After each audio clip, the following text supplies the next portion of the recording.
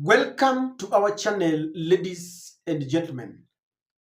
When William Ruto decided to take our policemen to Haiti to lead the peacekeeping mission there, very many experts bombarded him with a lot of questions. And one of the questions was, what is the Kenyan interest in this? Or rather, what was Ruto's interest in this? The other question that many have been grappling with is, if we have an established gang in Haiti, where do they get their weapons? That is one question that the whole world has been asking, because this is a little gang led by Jimmy Chariza, aka Barbecue, a renowned and a very notorious gang who was apparently he was a police officer. Then he rebelled. They are so much lethal that at some point they took over the operations of the country. They hijacked the operations of government institutions, including airports. They even broke into jails and apparently emancipated, in quotes, those who had been in custody. And they told them, let us go out there. They released all dangerous criminals and they told them, we are going to emancipate our country. Now, the question of where do they get the weapons was discussed at United Nations Security Council. And the Eastern superpowers confronted the Western superpowers. And they told the Western superpowers that we know that you are the people who are responsible for the mess in Haiti. It is reported that China and Russia raised concerns as Haiti gangs illegally obtained firearms from US to fight Kenyan police. That is very sad. That diplomats from China and Russia on Wednesday called on the United States government to urgently combat the alleged flow of illegal firearms to Haiti. Speaking during the United Nations Security Council meeting in the US, the ambassadors faulted President Joe Biden's administration for reportedly failing to block the illicit trade of firearms. Both nations warned that the continuous flow of guns into Haiti could immensely hamper the overall efforts to restore calm in the Caribbean nation. According to the Chinese and Russian ambassadors, most illegal guns seized in Haiti and across nation, the wider Caribbean, have been tracked back to the United States. Even if I don't read further, you'll agree with me that this is very sad, because it is the US that has been leading and has been encouraging William Ruto to lead the peacekeeping mission in Haiti. And it was against court injunctions.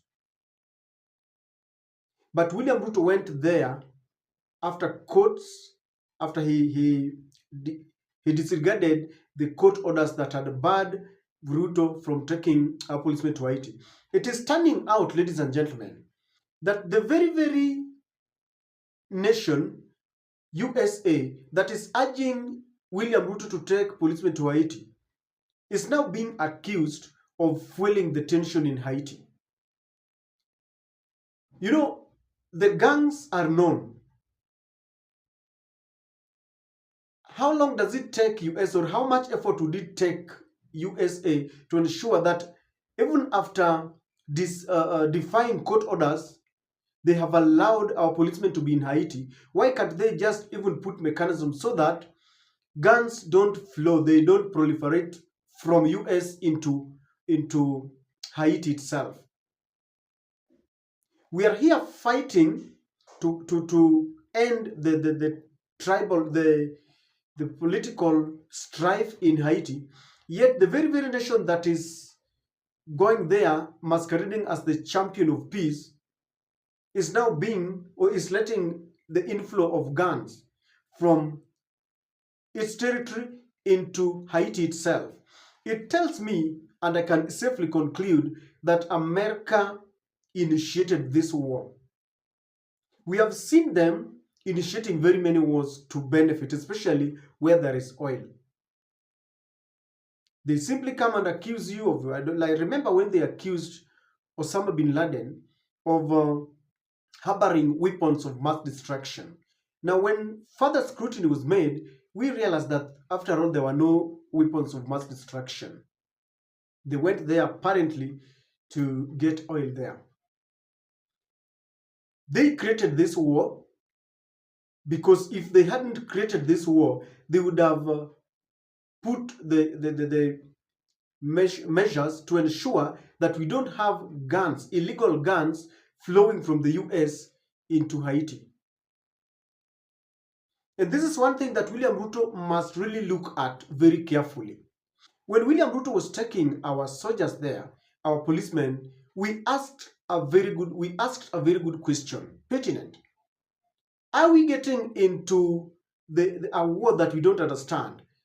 The superpower wars, US versus Russia, Britain versus China, and all this. Because over the world, we have political and economic war, Cold War going on. Especially in Africa, the US just realized that China had overtaken them economically. When they come here with a lot of stringent measures, they impose taxes on us. They want to compel us with the leaders that they choose for us. China became a little bit liberal. They come, all that brings them is to build roads and railways, the infrastructure there.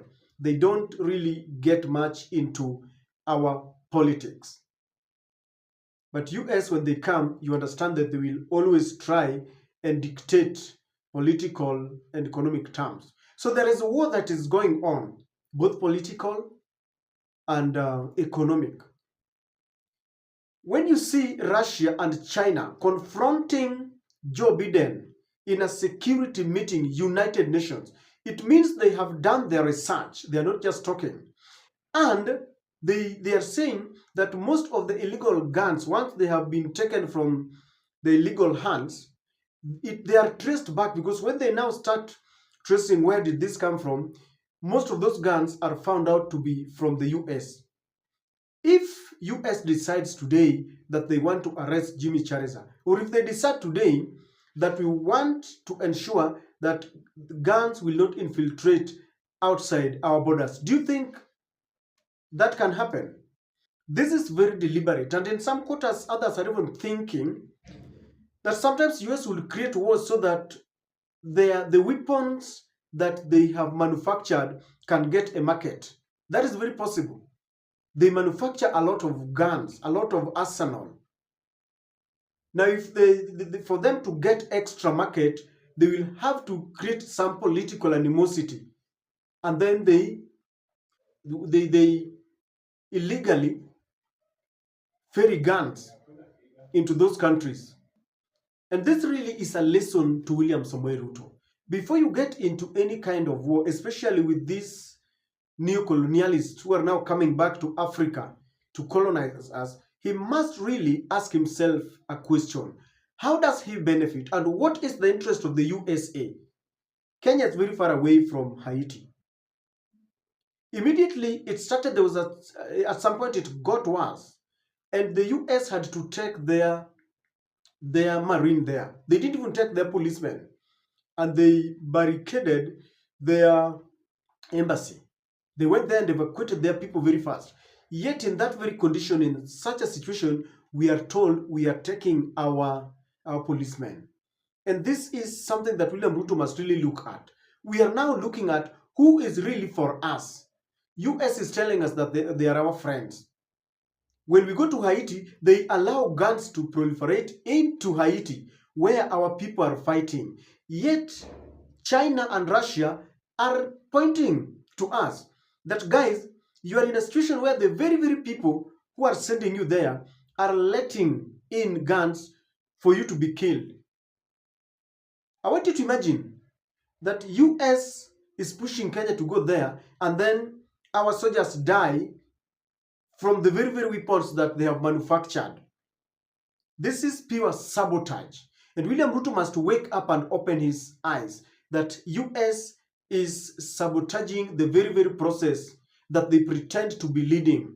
And William Ruto must not just look at the money that he receives, because when you receive money at the expense of the lives of our soldiers, how do we call it? Isn't that sacrifice? If we say that you're sacrificing our soldiers, would we be wrong?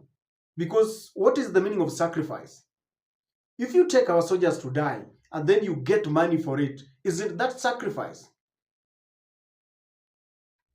You obey court orders, you disobey court orders, you disobey pieces of advice, you do this against the chagrin of Kenyans because you want to please other masters, then that is very wrong.